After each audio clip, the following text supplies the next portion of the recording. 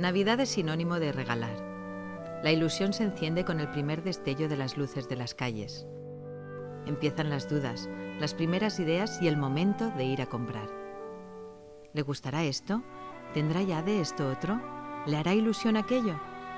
Todo son preguntas, ideas que van surgiendo, mirar aquí y allá, pero nos encanta.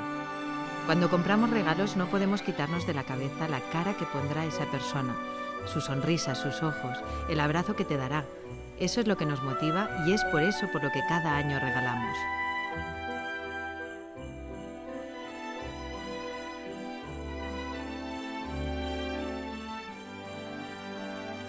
Lo mejor de un regalo es la ilusión que ponemos en él.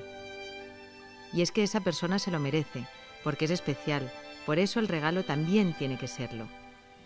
Es ese toque especial el que buscamos y es el que encontramos en la esquina de abajo, en la tienda de moda, en la óptica del barrio o en la zapatería de siempre.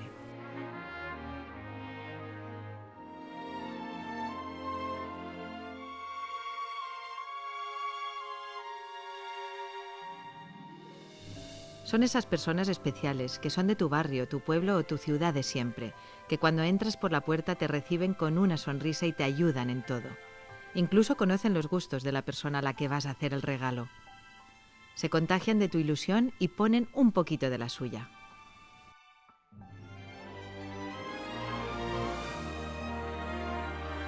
Esta Navidad te invitamos a compartir tu ilusión con el comercio local de tu barrio, tu pueblo o tu ciudad. Hagamos que estas fechas sean especiales. Disfruta la Navidad, vive el comercio de siempre.